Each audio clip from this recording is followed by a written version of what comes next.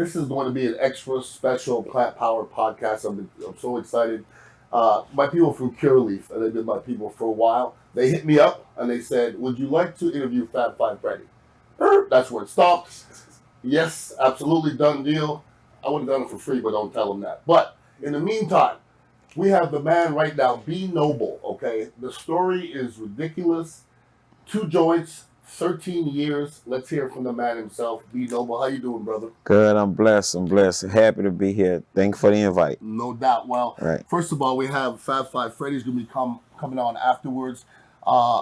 First of all, let's talk about your situation.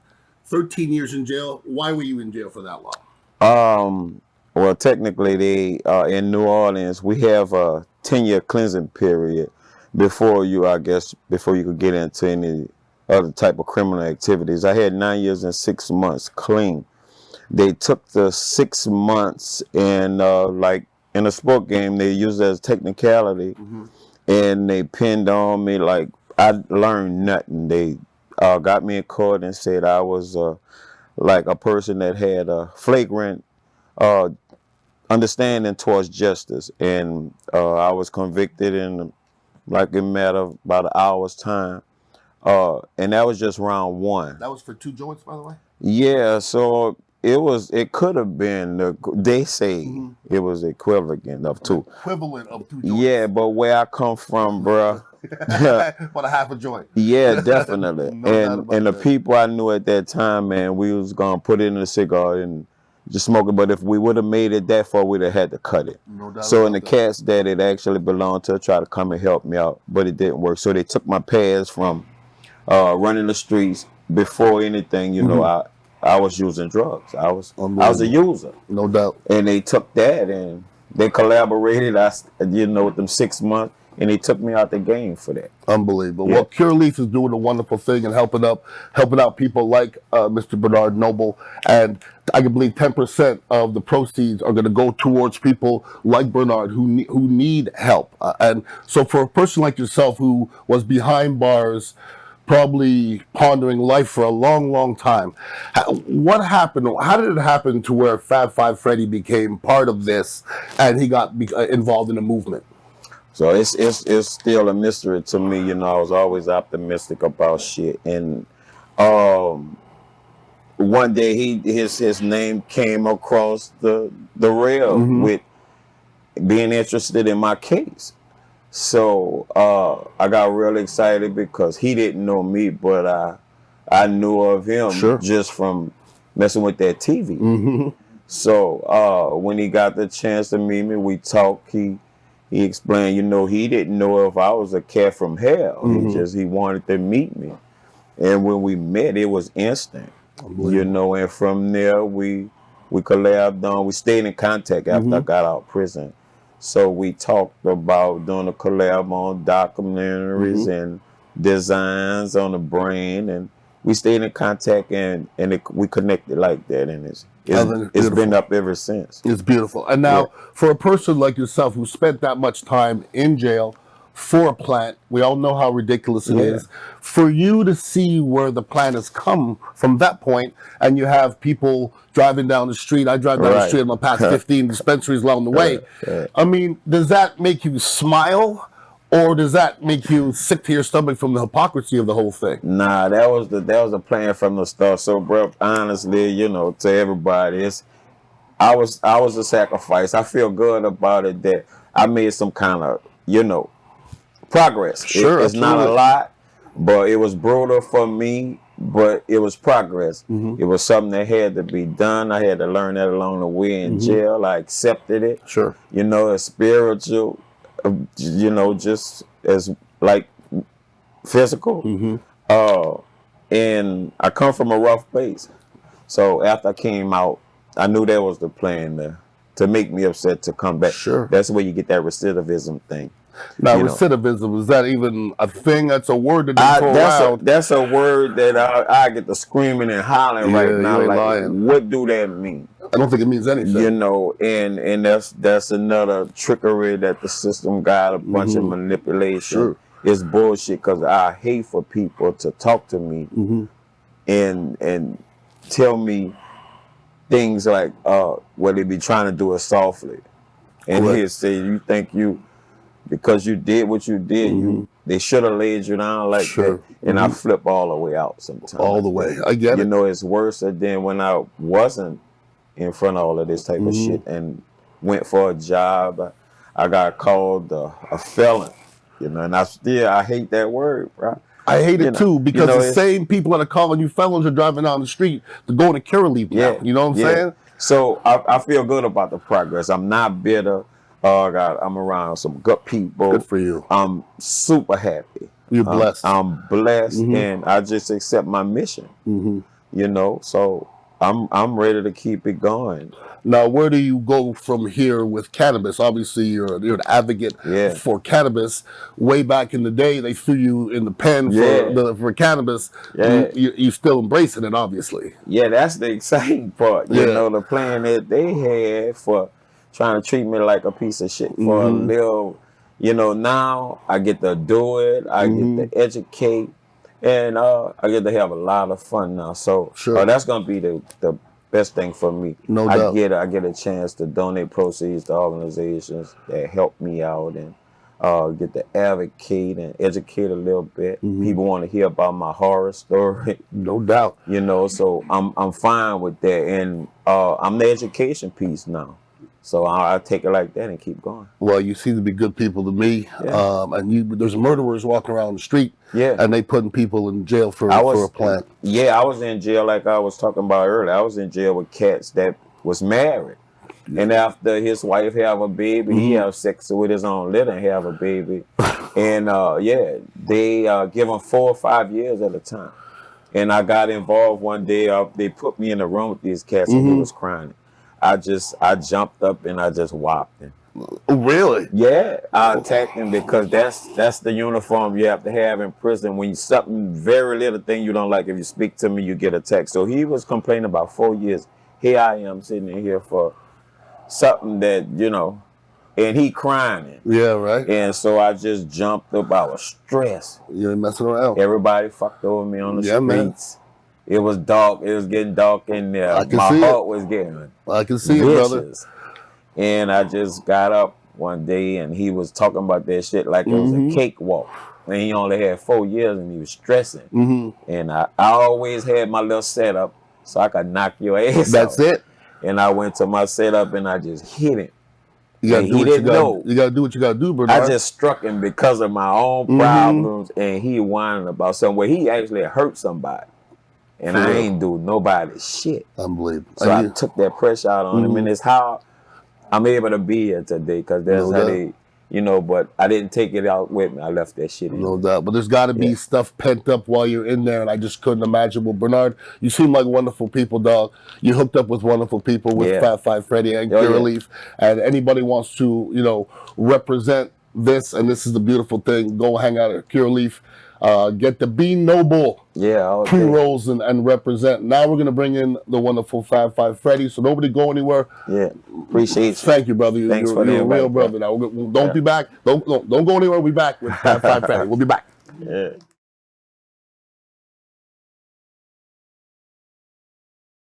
Welcome back to Plant Power Podcast. So like I said earlier, this is such a pleasure to sit down and talk to this young man. Pate is basically my childhood, okay? And when you talk about what people excel at, and I'm looking at things right here, when you talk about graffiti, street life, hip-hop culture, being a musical artist, influencing other musical artists, being a collaborator, being a director, acting in iconic movies, being a Rock and Roll Hall of Fame, a cannabis activist, blah, blah, blah. Mr. Fab Five Freddy, brother, it is quite the honor. Thank you, sir. Thank you. It's good to be here. No doubt. I'm not in the Rock and Roll Hall of Fame. Oh, man. I thought you were an addendum to it. They said I did read that. Okay. They do me wrong? Shit, but I gotta check that out. I tell you what, if you are in it, they didn't invite you. If there was an award, somebody must have got it. You ain't lying, but you deserve to be in there. No nice doubt to be about here it. with you, though. By the way, thank you, I brother. love the vibe in this whole studio. I appreciate you. The velvet paintings, everything is crazy. No doubt. So cool up in here. So listen, when you were a young Frederick Brathwaite, you know, hanging out there in Bed-Stuy, Brooklyn, was there any way you could imagine being an icon in all of those categories, that's a little bit much. Wow. Yeah.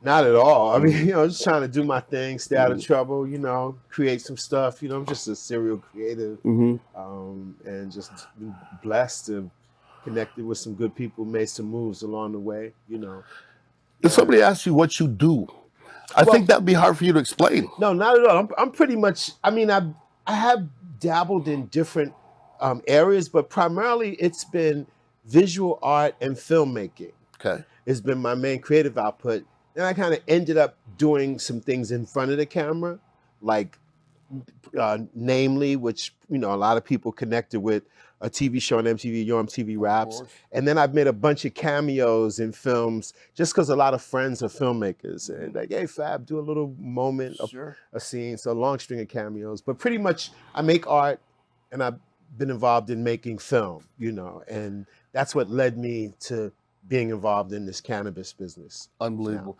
Now, I was on a radio show, Mike Calter's show. It's the most popular show in the Tampa area.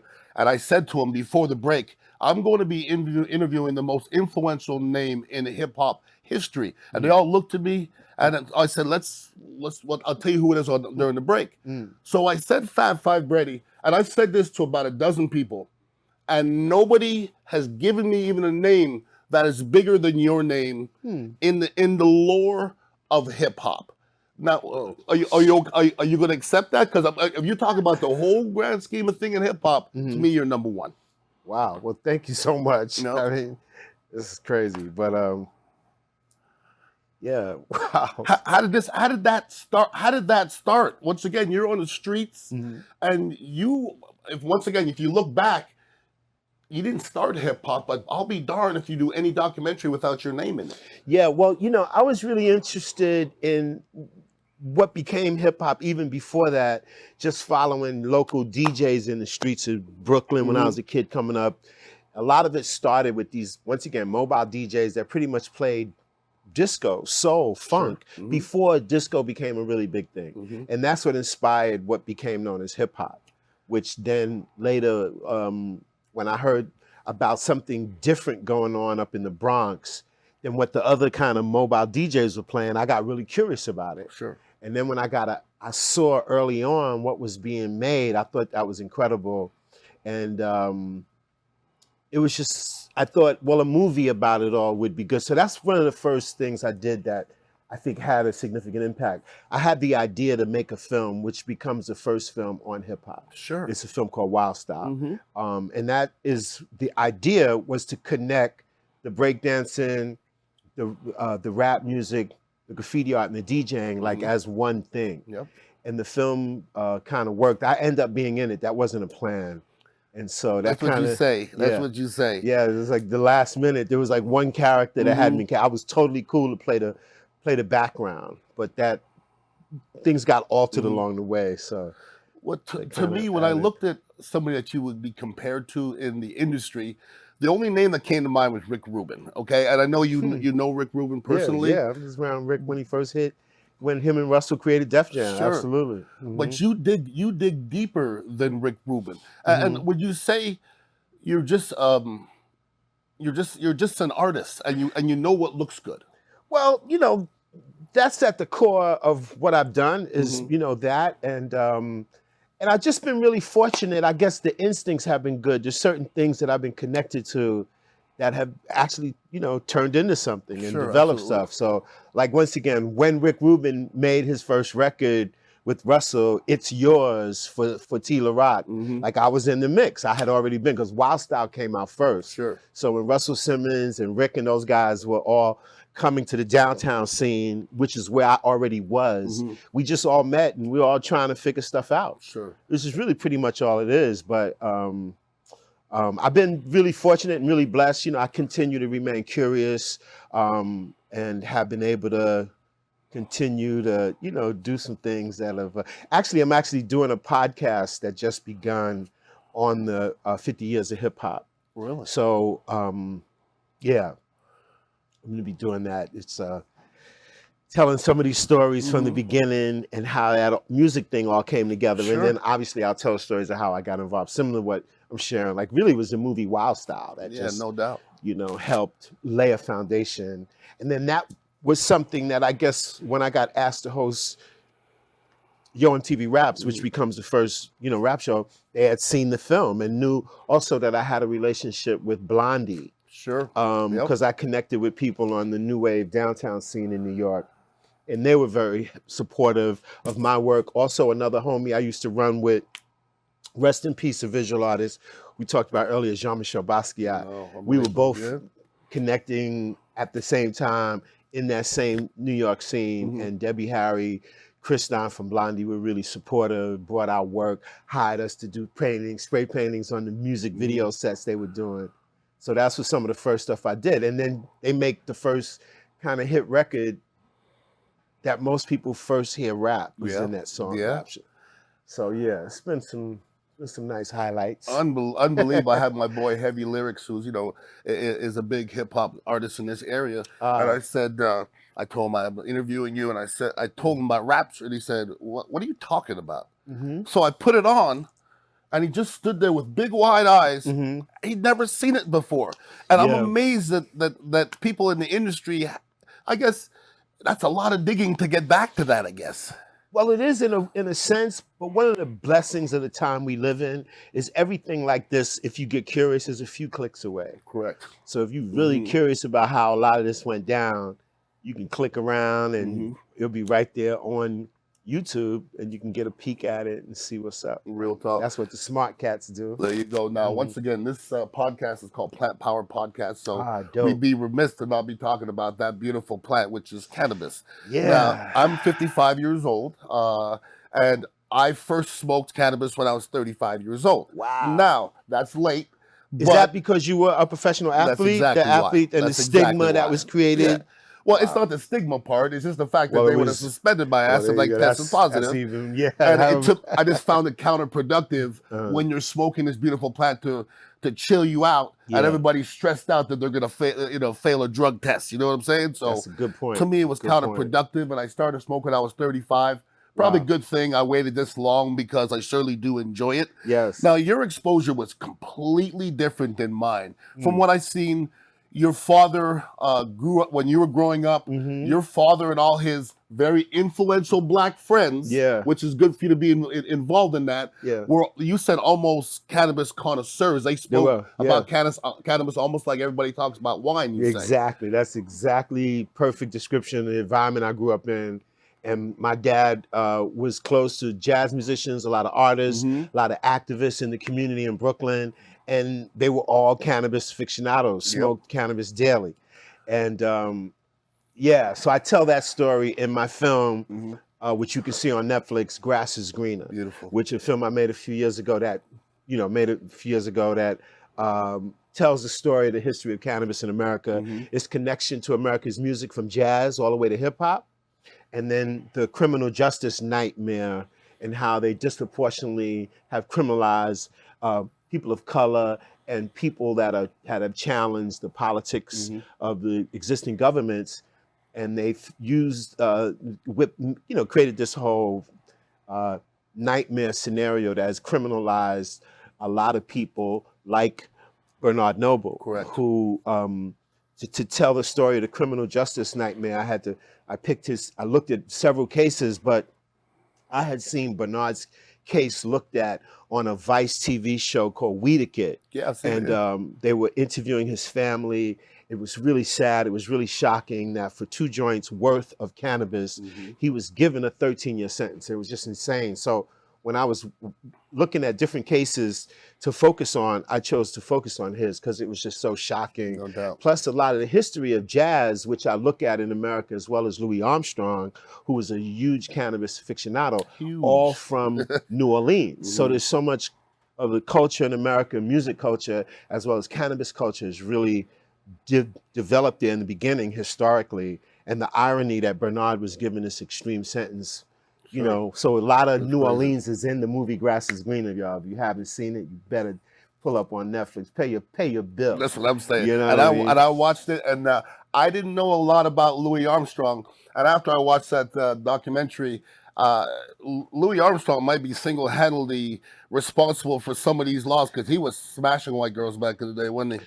don't think Louis was that wasn't Louis' thing, but that was those were the lies told by Reefer Harry Madness. Anslinger, Yeah. Reefer Madness, that if Yeah. you smoke this cannabis, your white daughter or whatever is going to want to go sleep with these black Right? musicians. Yeah. So don't let this happen. It literally was the undertone of a lot of what motivated the war on drugs. And then in 1937 is when this thing is all criminalized. So I got immersed in the facts, the history, did serious research, which I share with people in the movie. And Bernard's case was just something like, it was unbelievably shocking, but luckily he got a parole right after I'd interviewed his family, which is a really emotional moment in the movie. And then we knew we were going to come back, fly back down to film. And that's how I met Bernard walking out of prison, and right away connected. Sure. And I was just moved. He's such a cool dude. So many people have been through this nightmare. I got inspired to create a brand that would raise awareness about what Bernard has gone through and what tens of thousands of other people have gone through. And Curaleaf stepped up and said, let's make a deal. It was like crazy. And the brother that was there at the time, Jason White, who was the chief marketing officer, the CMO, said, let's do it. And July 2021, we hit the shelves. And now we just launched here in Florida, which is why we're here with you. We've been in Orlando. Curaleaf has like almost 60 dispensaries in Florida. They don't mess around. And yeah, they don't mess around, and they're seriously committed. They have these 2 fire strains in B Noble, this peanut butter souffle. You got it right here, my brother. And Lady Madonna, and it's I got that like, I'm right telling here. you know how they say, if it ain't the choker, it ain't the smoker. There you go. Hey, yo, this is it, This baby, is it. for real. This is that fire. Yeah, we were at the Dignitary Tea Kava House indulging in some of this a little bit earlier, so it is a beautiful thing. Now, you talked about Reefer Madness, and, we look back at the way the stigma of reefer and the bullshit they were feeding us, and they're still feeding us bullshit now. They still are. You remember Wyclef had a song, "If I Was President." What would you do if you were president? What would you do? Because we all thought Kamala was going to do some stuff, and I ain't heard from Kamala in a while. Yeah, Kamala Harris and Joe Biden ran on decriminalizing or sanctioning. The thing is, I'm sorry, descheduling. There's a schedule. It's complete nonsense where they literally have cannabis in the same category schedule as heroin. Basically saying that they're equal and equivalent, when literally cannabis has killed no one in the history of its use. There's no reported case of anybody dying from use of this plant that has great medicinal value. So we're breaking those walls down, but we still have a long way to go. Joe Biden and Kamala Harris ran on doing this, and hopefully as they get close to this coming election, if they don't make it happen, it's going to be a problem. You ain't lying about that. It's going to be a problem. It's time. It is time. I mean, at least safe banking, so that people that are in cannabis business can move their money around, and with all the dispensaries now, it's pretty much a cash-based business. So you're starting to hear some people running up and doing some violent acts in dispensaries in California and in New York, which has the potential to be bigger business-wise in California. I'm thinking like that might bring the mob back to run up in there to try to touch that cash. Absolutely. So we hoping that they step up and at least fix the federal banking. It's all because they've got cannabis in this crazy category. Now, I love music. Once again, I said I feel like you're my childhood. Cannabis is new to me. I got a chance to, I smoke with some of my former teammates. Warren Sapp is a big proponent. I've hung out with my people in Slayer. You know Slayer? I've hung, the rock band. The rock band. Oh, wow. A good friend of mine is good friends with them, so I hung out with them backstage and smoked with them. Now I can say I smoke with Fab Five Freddy as well. Indeed. Now, I don't know if anybody's going to have a list as good as yours with people they smoke with. Can you give us the top 5? I know you smoke with Biggie. Pac. Pac, Pac, of course, definitely.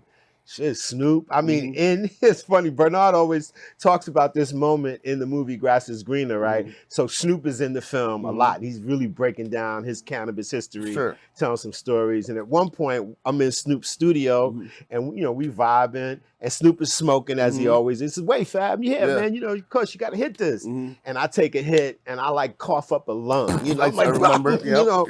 And I'm like, and Snoop's like, "That's the sound I wanted to hear. That's the sound of the man smoking." And it was a moment. That's it. But yeah, like a lot of people in rap, obviously, cannabis has been one of the mainstays, So I blazed weed with a whole lot of heads, you know what I mean? But like Biggie was another one of them, like nonstop. He was like a blunt chain smoker. I heard he didn't stop. It was crazy.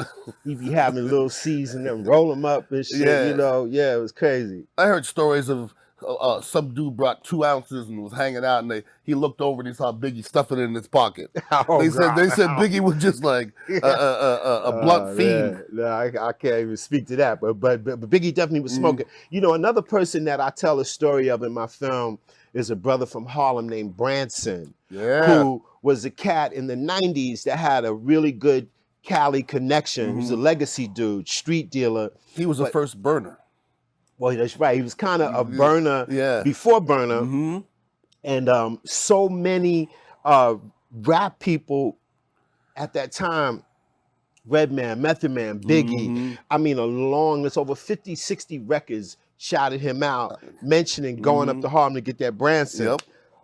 And so I tell his story in the film, even, play some of the various songs, which give him those props. But yeah, he was one of those cats that had that fire ahead of the curb, and a lot of people that knew about Branson. That's what we was blazing, while a lot of that good hip hop is being made back in the 90s. No doubt. Now that I'm thinking about it, Half Baked, my boy said, "I want to talk to Samson." He's probably thinking about. That was exactly right. That's exactly see the inspiration. Yeah. That's the film with Dave Chappelle. Early movie, Dave Chappelle. Exactly. That's probably the most beautiful. Samson was inspired by Harlem's Branson, and tell that whole story in Grass is Greener. So your pops was in jazz music. In New York, with Max Roach was your family? Yeah, Max Roach was my godfather, so him and my dad grew up together. And when Max blew up as bebop jazz happened, it was a big deal. No doubt. So when Max is playing with people like Miles Davis, Charlie Parker, Dizzy Gillespie, they were all hanging. My pops got to be in the mix. You knew Miles Davis? Oh yeah. They were all making music. Like they were homies. They were all running together. So Miles Davis and them hanging out in your house making music. Not so much making music, but when they came through Brooklyn, like my dad was one of the people who they got with, and they would give jazz gigs, which I have photos of, and they'd give like gigs, like private gigs where you have like Monk and Miles and all these guys playing together when they all had their own separate groups. That's beautiful. So that's like how they would get down and jam, like for the homies, really. Sure, It went down. If you look up your name, Jean-Michel Basquiat comes up a lot, okay? It seems like you guys are almost linked. That was your boy growing up. I love art. If you walk around this building, I love art. And I said to myself a long time ago, I know I'll make it when I have a Basquiat. Now, I don't quite have a Basquiat yet, okay? But I have to ask you this. Way back in the day, when Jean-Michel was handing out all these things, you should have gathered up a bunch of those, right? Well, I'm an artist myself. So you asked me earlier, so what happens with artists when you're friends with other artists? You trade work with each other. And that's pretty much what we all did. Keith Haring, I mean, so you have Keith Haring and Jean-Michel Basquiat. Yeah, this is what we did with your friends. I mean, sometimes you're coming up, people might have a reason they might need. All of a sudden, you have this object which can help, get you out of a jam, or somebody's sick. There's all kind of things that have happened with other friends that have had work. Yeah. But a lot of folks, I've been able to hold on to a bunch of things. Other friends have. And so the value that has come to Jean's work is an incredible blessing. But the unfortunate thing is sometimes people are so fixated on the numbers, it's like a crazy situation when it wasn't really motivated by that. It's not what Jean and the rest of us and most artists are running around fixated on. But it is a crazy situation when you understand what the numbers are. So Absolutely. sometimes you have these objects, it's not really safe to keep them around. You got to move them. Absolutely. Because people lose their minds when they Yeah. get an idea what the value can be. Well, I think I've watched just about everything about Jean-Michel Basquiat. Wow. And there's not a lot. There really is not a lot out Okay. there. Okay, he was only alive for not alive, but Yeah, no, he was only popular for but- about 7 years or so. Well, he died at 27, so it was a Sure. short run, Exactly. unfortunately, but he got a lot of work done. That was the main thing. And, Exactly. And Now- that was the plan, but it has definitely, I'm sure, exceeded expectations. But I would say so. Yes. like anything that we attempted to do, we was trying to be good at it and trying to No find doubt. a way to really hit it and hit it effectively and Well, make an impact. Back in the day when you guys were into the graffiti, was Jean-Michel into the graffiti? Yeah, that's how Jean started. That's how He we started. Used to tag stuff up. Samo and all this kind of stuff like that. And he wrote these little cool, little poetic, little catchy little Blurbs, phrases yes. that would make Mhm. you think. And that was his version, how he did graffiti at a time when we wrote our names all over everything, Sure. everywhere. And so, And it seems so elementary, but when you look back at it, it was very profound. It was a lot of his art. When you look at it, if you look at it really quickly, it looks like a fourth grader drew it. But when they talk about what he's drawing and what he's getting accomplished, and I've listened to people who are deep into art, they're talking about how deep it is.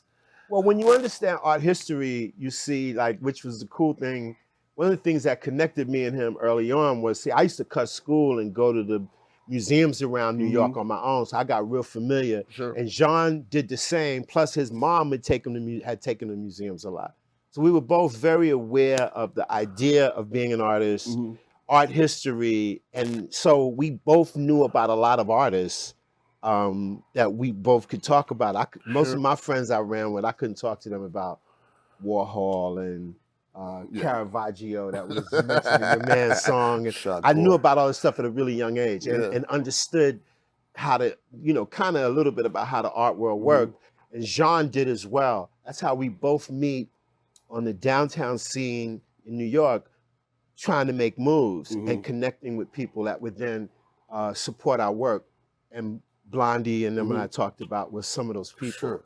Like, so when you see the Rapture video, which of course I inspired and they mentioned me in the song, you see in the video, I'm in the back doing graffiti with my man Lee. Jean-Michel is the DJ. Flash didn't believe I knew them. No, now he told me, no, that's not the real story. Is Sylvia Robinson that ran Sugar Records told him, don't you go to that video shoot. So Jean-Michel is standing there. So when you see Debbie begin to rap, Jean-Michel is standing at the turntable. So we was all, those are... Bro, can I tell you something? I'm old, and I think I've seen that video probably 1,000 times. When I went back to watch it, I'm gonna be as honest as I can. I had no idea that was Jean-Michel Basquiat at the beginning. Yeah, that's I why looked at it, I go, that's Jean-Michel Basquiat. I didn't know. Yeah, so that whole group of people in that video, those are the people we were hanging with on the downtown art scene in New York at that time. Absolutely. That was supporting us, and we were all cool. They were musicians and painters, and everybody trying to figure out how to make it happen. I have to admit it's something else. This whole time, I thought old boy with the white suit was you. No, a lot of people did, but that's why I point out that I'm the guy in the back making a painting. Because I was looking for questions, right? And I was about to say, where'd you get that dance from? And then I realized you were in the back. But here's the story now. Let me give you the full concept of the video, which a lot of people also don't know. Okay. The idea of what was going on was like a Haitian voodoo ceremony.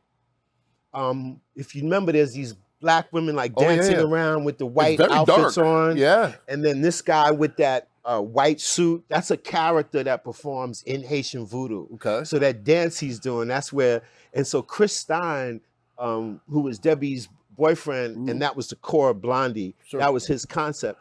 And that's like the beginning of music video being a big important thing. And that was also, this is another reason how the MTV thing happened. That's one of the first videos that MTV played when the whole channel began. Correct. So when they were pitching the guys that produced the show, they were like, yo, and he's in this video. And, and they were like, oh, MTV had already played the video. And so they said, let's give Yo MTV Raps a shot. That's amazing. That And was crazy. once again, nothing that I planned, by the way. You didn't start hip hop, but I would say you almost upstarted it from what I read. Okay, so I mean, it was you didn't upstart it, but you let the world know about it. So it was happening in the boroughs, and from what I heard, everybody said Cool Herc started, but they say it was Cool Herc started. Cool Herc. There's a bunch of people that play Sure. an important role. Is really what it comes down to, and. You know, my role was I introduced some people that did some things, you know. But you brought Blondie to the set, and then she introduced the world to hip hop music and rapture. No, but she introduced people to something that people didn't know what it was. Correct. So later when people understand, then they go back and understand the pieces of the puzzle. It's amazing when you go back now and look at it because it's a history lesson almost. Yeah, it's amazing. Now, as a young brother, I don't dress up often. This is how I dress every day. But I love me a hat. You know, I love some the fly jewelry, this and that. I didn't realize it, but I think I took a lot of my fashion sense from you. I mean, where did you get your fashion sense from? Nowhere specific. This is what I'm comfortable in. But honestly, when I think back, I grew up around stylish people. I guess some of my dad's friends and them jazz dudes they were always sharp, no matter what they wore. No matter what the occasion. Sure. And they were comfortable in what they wore. And I guess some of that rubbed off. Brothers are sharp, though. We know. We stay some cats clean. Some cats can pull it together. Absolutely. So, and just be confident and comfortable in what they do. That confidence word. That's very important. Yeah. So Yo MTV Raps, okay?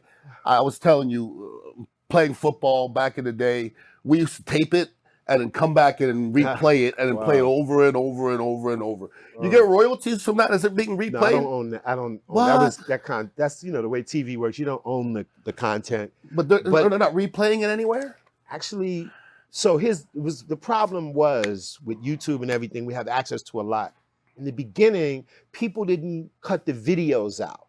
So the music videos and the music record labels got that. Don't even try that, or you get shut down. That's right. Yeah. What they figured out how to do was cut the music out and just play the interviews. So you'd have a lot of that on MTV. Me with different people, Tupac, Snoop, some of the biggest shows, people's most favorites. People post their videos on YouTube.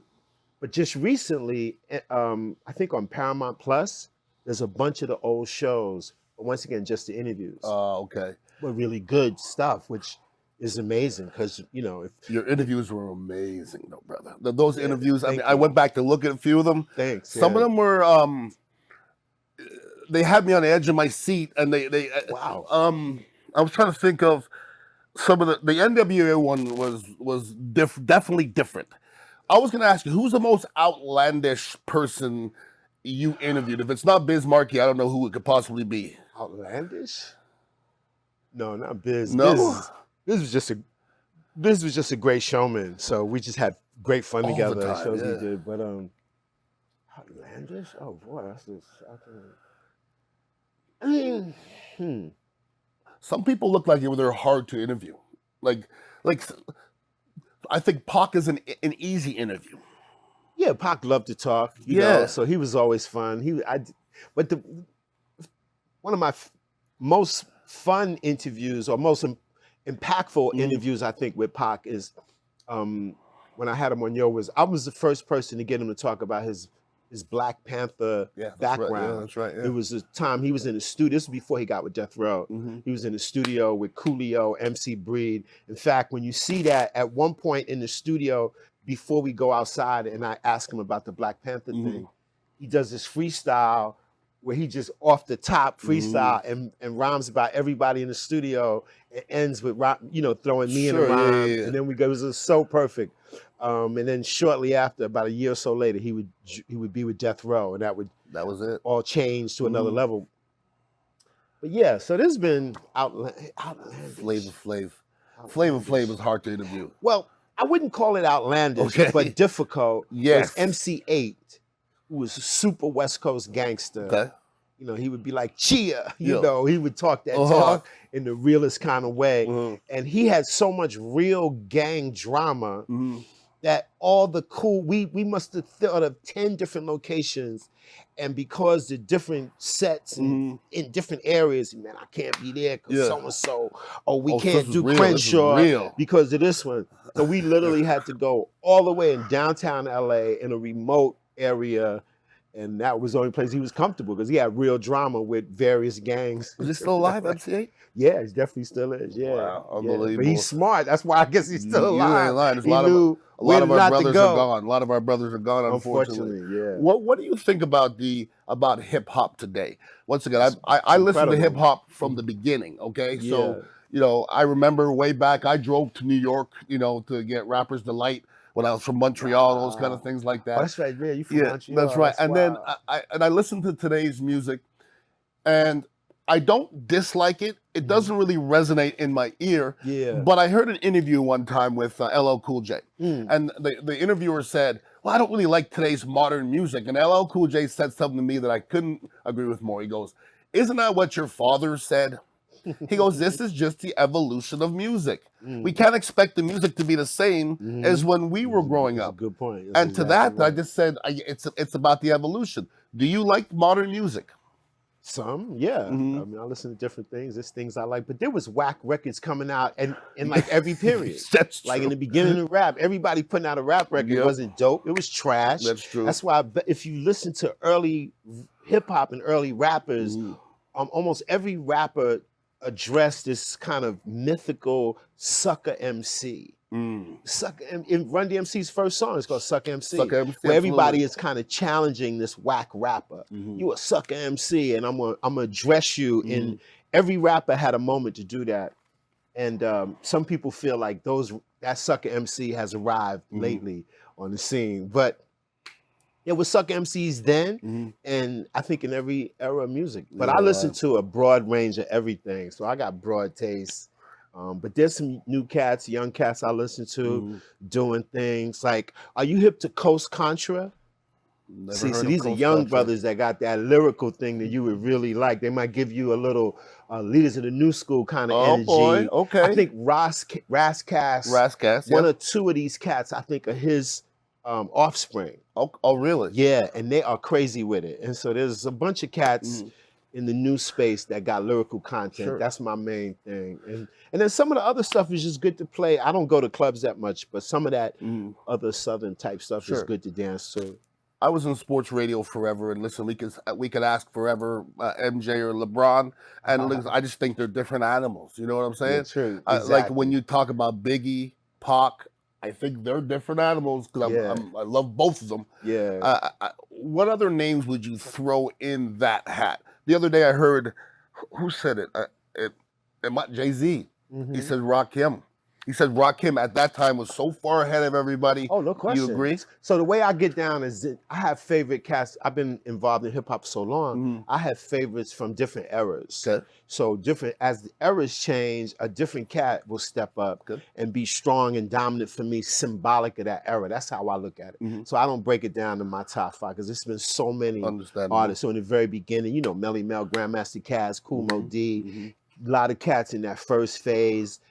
Going into Rakim, Big Daddy Kane, LL Cool J, Cool G Rap, you know what I'm saying? And then you can go on to like, Nas and, Outkast and cats that just took it, Ice Cube, I mean Snoop, these cats brought unique. I find Ice Cube to be underrated.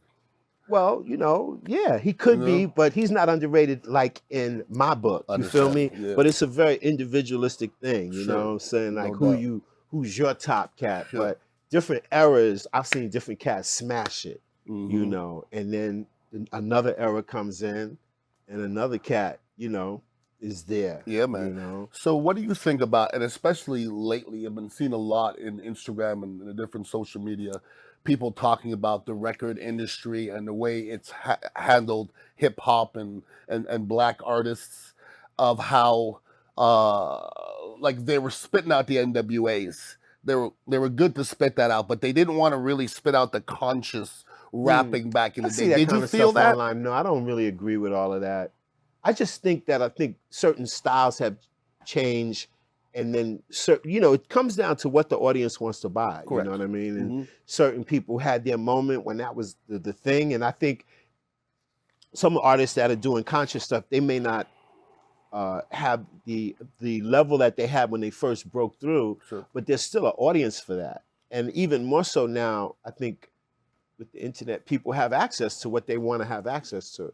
So I've seen these arguments where people try to say the record companies made this happen and that happen. Now, there's a kind of music that's out now that a lot of people are into, which is very problematic. It's called drill. Drill. Okay. Yeah, and drill is an interesting sound that is, it initially comes out of London. This is recent. Okay. And then it's a whole section of it in Chicago. And then there's a section of it like in New York, primarily Brooklyn. Okay. Okay. And unfortunately, it's too much talk about murder, and more murder. To the point where it's like, wait a minute, like where you going? Yeah, where are you going with So this? it's really problematic. More so than the Ghetto Boys? When you listen to drill, you will see what I'm talking Really? about. Yeah.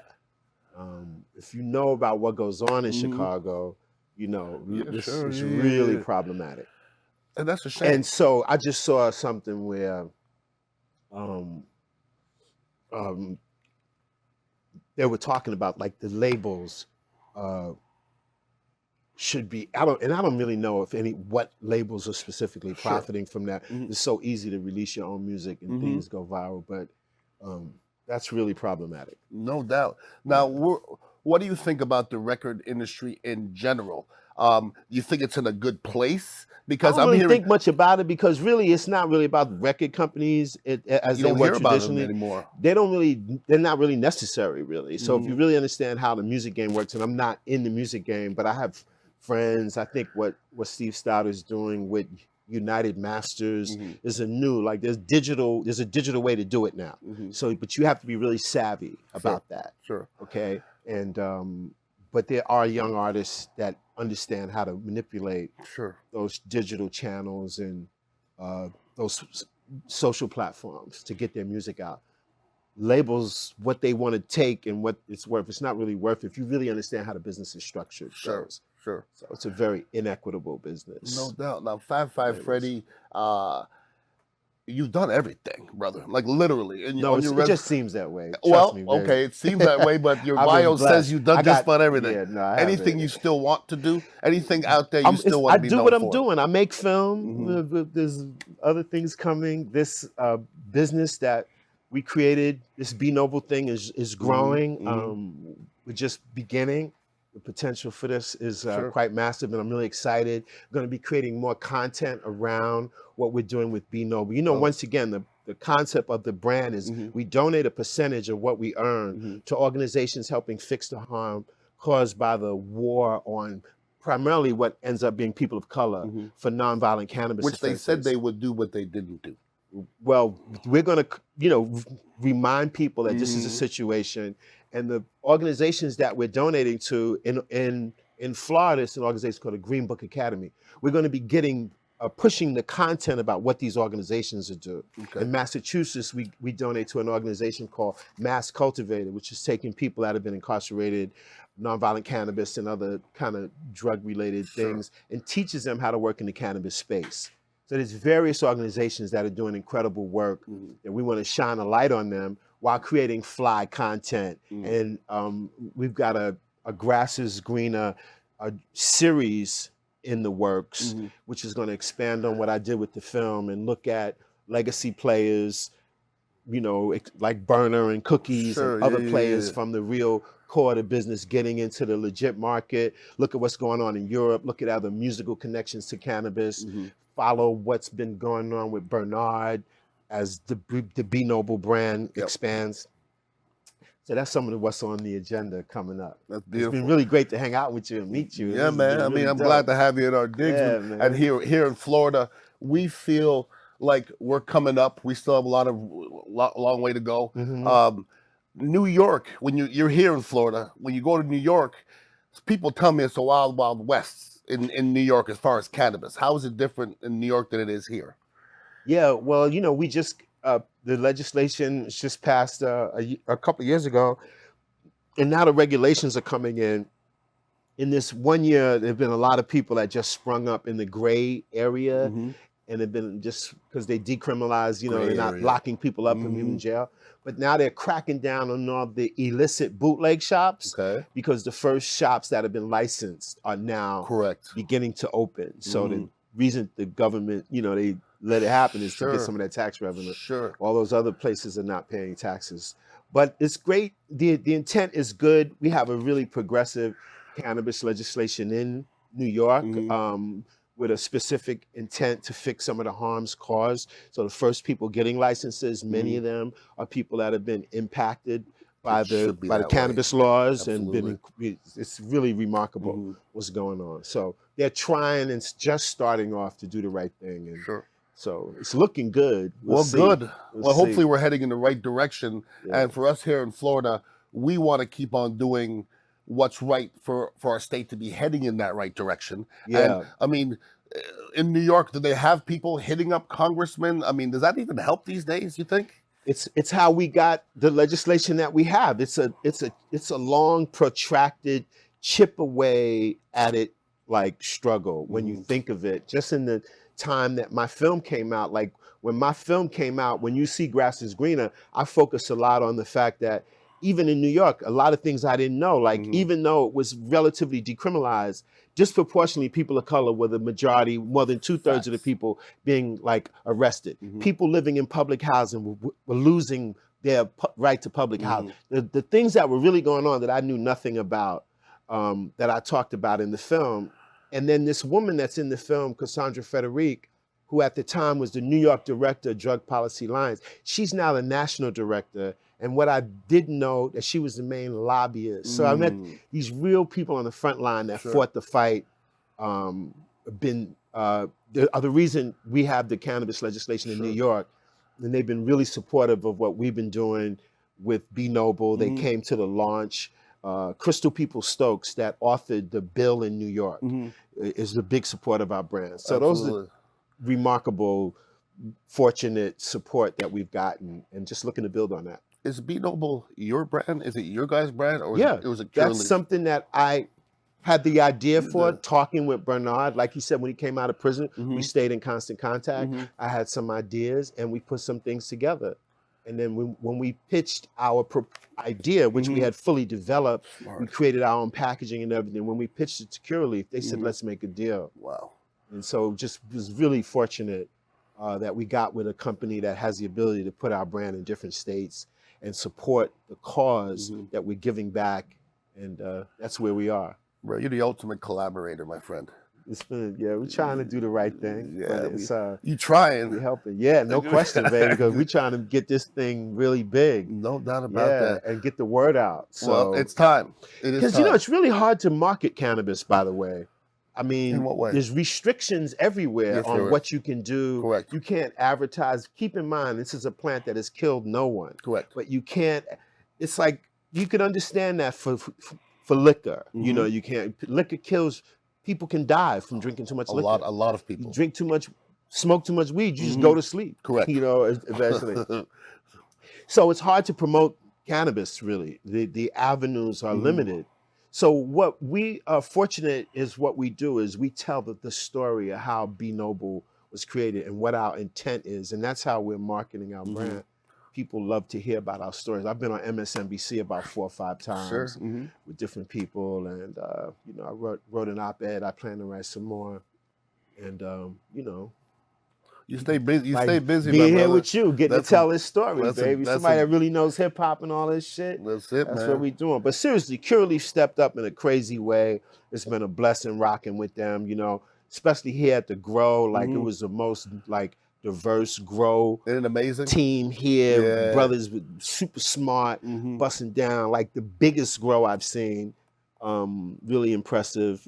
And that lady Madonna strain, baby. That's what I'm talking about. Yeah. That's the hitter, no quitter, y'all. Yeah, I like that Be Noble, that Kid you frosted not. motor breath, the whole 9 yards, that Curaleaf. Boy, I tell you what. So being So you develop the strain itself, or No, we don't have the concept? we have the concept of the brand. Okay. We're non-plant touching, Okay. so we're just like a brand. We're just a dope idea Beautiful. that's working, and partner with Curaleaf and getting the word out, and getting people fired up on this good weed. That's beautiful. While we tell this story. Well, everybody, head over to Curaleaf and get your Be Noble 2 joints, and just remember, it is for a cause. It's going to a good cause, and remember what the cause is. And just people. There's so many people that have gone to jail for a ridiculous amount of time for such a little bit. Yeah, that's true. And there's a lot of people in prison right now. Unfortunately, for situations similar to what Bernard is going through. Sure. And it's something that's why we're constantly raising awareness. Anybody checking this out, see what's going on in your state. When you peep, it's super easy to just figure these things out. What your cannabis laws are, and let your local representatives know how you feel. It's important. And of course, when you vote, have that as an issue, because, we're coming a long way. We're really getting over a lot of hurdles, but there's still a long way to go. The people still in prison right now for nonviolent cannabis offenses, serving sentences like they gave Bernard Noble. They need to be free and home.